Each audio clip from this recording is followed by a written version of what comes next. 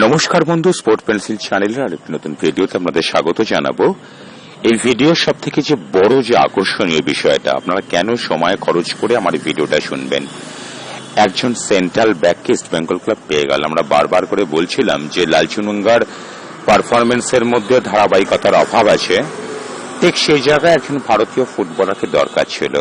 হ্যাঁ বন্ধু, এফসি গোয়া থেকে ইস্ট বেঙ্গল ক্লাব এমন একজন ফুটবলারকে নিতে চলেছে যিনি মোটের ওপরে লালচুনঙ্গার ব্যর্থতার দিকটা মেরামত করে দিতে পারবেন। তার বড় খবর বন্ধু, আগামীকাল ইস্ট বেঙ্গল ক্লাব কলকাতা লিগে নামছে, প্রতিপক্ষ টালিগঞ্জ চট্টগ্রামী। সেখানে একটা দুর্দান্ত জিনিস আপনারা দেখতে পারবেন। দুটো সাইড ব্যাকে, রাইট ব্যাক এবং লেগ ব্যাক পজিশনে কে খেলবেন সার্থক গোলই এবং হীরা মণ্ডল। এই দুজন ফুটবলার অতীত ইস্ট বেঙ্গল ক্লাবে খেলেছেন। সার্থক তো গত মরশুমে চেন্নাইতে খেলে ভালো গেম টাইম পেয়েছেন, পারফরমেন্সটা মন্দ করেননি। লড়াকু ফুটবল দিয়ে তিনি মোটামুটি একটা লড়াই করে গেছেন।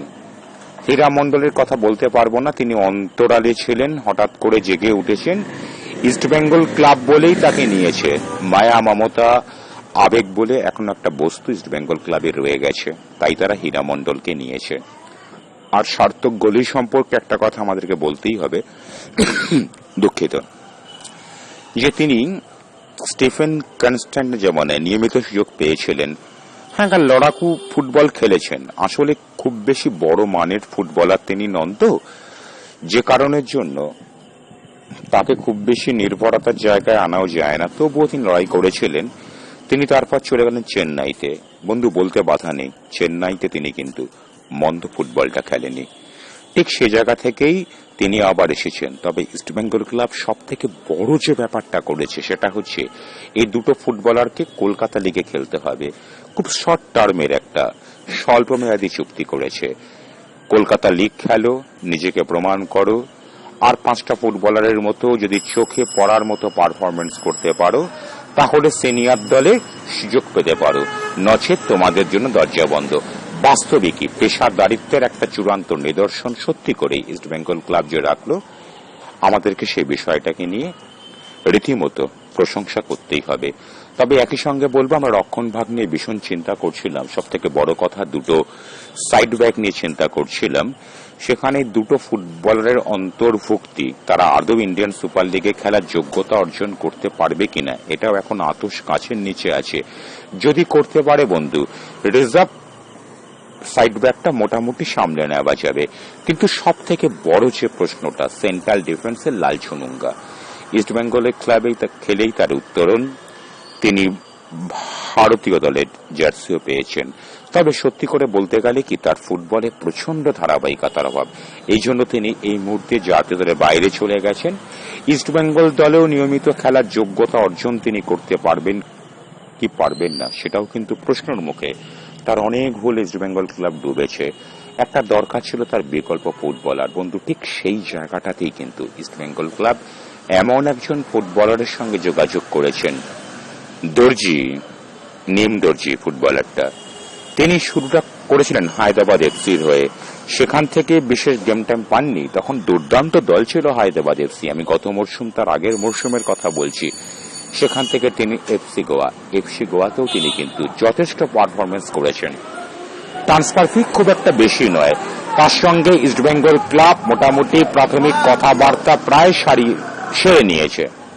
তাহলে কি আমরা এই প্রেমদর্জিকে বা নিমদর্জি, মাফ করবেন, প্রেমদর্জি নয়, নিমদর্জিকে কি আমরা লালহুর জার্সি গায়ে আগামী মরশুমে খেলতে দেখব? একটা কথা বলি বন্ধু, যে তার সাথে ইস্ট বেঙ্গল ক্লাবের কথাবার্তাটা এখনো পর্যন্ত প্রাথমিক স্তরে আছে, আমি যেটুকু সূত্র মারফত জানতে পেরেছি। তবে ইস্ট বেঙ্গল ক্লাব যে গতিতে তার দলবদলের পরম্পরাগুলোকে এগিয়ে নিয়ে যাচ্ছে, ঘটনাগুলোকে এগিয়ে নিয়ে যাচ্ছে, এবং মাঝে মাঝে রীতিমতো একটা বিস্ফোরণের মতো আমাদের সামনে সংবাদ পরিবেশন করছে। হতে পারে ডিল ডানটা বোধহয় ইস্ট বেঙ্গল ক্লাব করলেও করতে পারে, আমি এখনো পর্যন্ত সুনিশ্চিত নয়। আমি প্রাথমিক কথাবার্তার ভিত্তিতেই আপনাদের সামনে এই কথাবার্তাটা তুলে ধরলাম। আপনারা জানেন, টালিগঞ্জ চট্টগ্রামের বিরুদ্ধে east Bengal club Kolkata league শুরু করতে চলেছে। বেশ কয়েকটা বছর ইস্ট বেঙ্গল ক্লাবের লিগ নেই। মোহামেডান মোটামুটি ভালো দল করে, তাদের একদম প্রধান সারির দল। এখানে একটা ফারাক আছে, অনেকে বলেন মোহামেডান কাঁপিয়ে দিল, কিচ্ছু কাঁপায়নি। মোহন ইস্ট বেঙ্গল তাদের প্রথম দল নামায় না, দ্বিতীয় সারির দল নামায়, তাই মডার্ন স্পোর্টিং চ্যাম্পিয়ন হয়। মোহনবাগান ইস্টবেঙ্গল যদি প্রথম সারির দল নামায়, এবারে যদি নামায় দেখে তো সাদা কালো ব্রিগেড, আমি তাদেরকে এতটুকু ছোট না করে বলতে পারি যে মোহনিস তার প্রথম দল নামায় না বলেই সাদা কালো শিবিরের সামনে একটা সুবর্ণ সুযোগ আসে কলকাতার লিগ জয়ের, তাই তারা জেতে। 81-এর শেষ লিগ জেতার পরে 2020 সাল অব্দি তারা কোনো কিছুই করতে পারেনি। এবার তারা ইন্ডিয়ান সুপার লিগ খেলবে, তারা বলছে আমাদের যোগ্যতা বলে। বন্ধু, আই লিগ চ্যাম্পিয়ন হয়ে যোগ্যতা বলে যদি ইন্ডিয়ান সুপার লিগ খেলা হতো তাহলে বহু আগে মোহন ইস্টবেঙ্গল খেলে নিত। ছাড়ুন, আপনাদেরকে অসম্মানিত করব না, তার কারণ আপনারা বাংলার প্রতিনিধি। সব থেকে বড় যে কথাটা বলার জন্য আজকের এই ভিডিওতে আমি প্রবেশ করেছিলাম সেটা মোটর বলা হয়ে গিয়েছে যে নিমদর্জির মতো একটা সেন্ট্রাল ব্যাক লালচুনঙ্গার পরিবর্তন হিসাবে ইস্টবেঙ্গল ক্লাব আনতে চলেছে। চূড়ান্ত কথা এখন অব্দি বলছে না, আমি একবারও দাবি করছি না নিমদর্জি ইস্টবেঙ্গল ক্লাবে এসে গেছেন।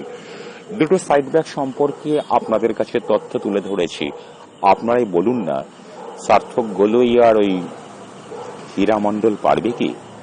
যদিও এদেরকে প্রথম একাদশে কোচ রাখবেন না যদি না পারফরমেন্স করতে পারে।